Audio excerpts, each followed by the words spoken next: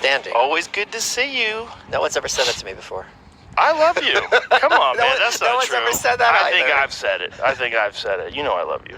What's in the box, man? What's in the box? So Alfred Hitchcock, great film director, love Alfred Hitchcock, made this comment about the difference between surprise and suspense, right? Yes. So surprise is a bomb goes off. There's 5 seconds of surprise.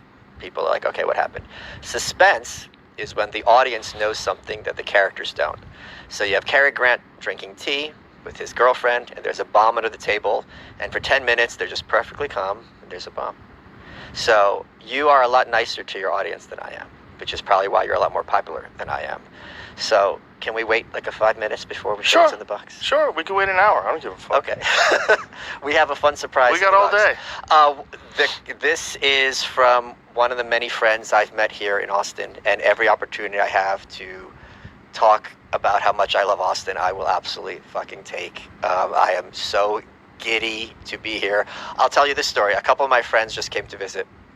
I've known them since high school, Andrea and Annette.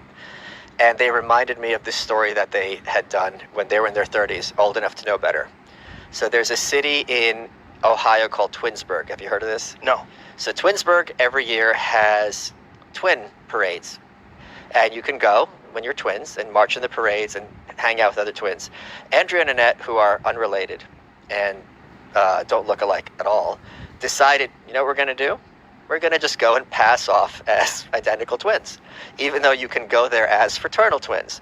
There may have been some fake birth certificates involved. I can't say that for legal reasons. Do you have to show birth certificates to get in the parade? Well, if you're going to march as identical twins and register as them, you have to show birth certificates. Now, mind you, they could have gone for free, but they decided to pay the money to go as identical twins. So they got the same haircuts, dressed the same.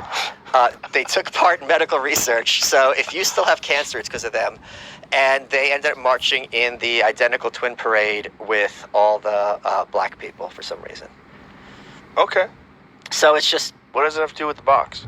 It's just, these are just friends of mine who are here visiting Austin. This box is, what's in the box is made from some other people that I was friends here in Austin. The point being, everyone's coming through here just week after week. I want to give you an update. Bridget Fedesi is closed in her house. Yeah, she's a good friend of mine. Yeah, and mine too. Her husband Jaron's going to be staying with me in 2 weeks while he checks out the updates. So it's Deborah So's going to be here visiting in May. Oh, is she really? Yes. She's escaped from Canada? She's escaping from Canada. Did they let her come over here? And she'll be able to be here in May. So right now you can't fly in unless you're vaccinated, correct? I think America's the only country where that is the situation. Protecting us, Michael. It's keeping us protected. It's legal to come here if you have COVID, but not if you're not vaccinated. Well, that makes sense. Yeah, it's just absolutely crazy. But May 11th, people will be able to come here and absolutely visit. Thank God they're waiting until May, because it's March. They postponed it. You need it a couple of months. They really make sure you got it ready. It was supposed to be April. They postponed it till May. So, I mean, are you not loving what's been happening with this city? Yeah, I love the city. And it's thanks to you in large part, don't you think? I don't know. I'm very happy if anybody thinks that, but it's just an amazing city. We're very lucky to be here. It's really special. It's very unusual. I feel like we're in unprecedented times because this is the only time in American history, to my knowledge, where a red state is going to be a cultural center. Because you remember, like New York in the 70s, Paris in the 20s. Obviously, Paris is another country. But when you have all these different groups Venn diagramming together, it becomes something bigger than the sum of its parts. So we've got the biohacker people here. We've got the Bitcoin people here. We've got the Whole Foods crowd, the Kuya crowd, your Honor people. You got the podcasters. You've got the comedians. It's amazing. And musicians. It's not even against the music. Yeah, the music capital of the world. Incredible. The music here is incredible. It's so good. And it's so accessible. Yeah, you can go out any night. There's bars on 6th Street on any night that have amazing bands playing.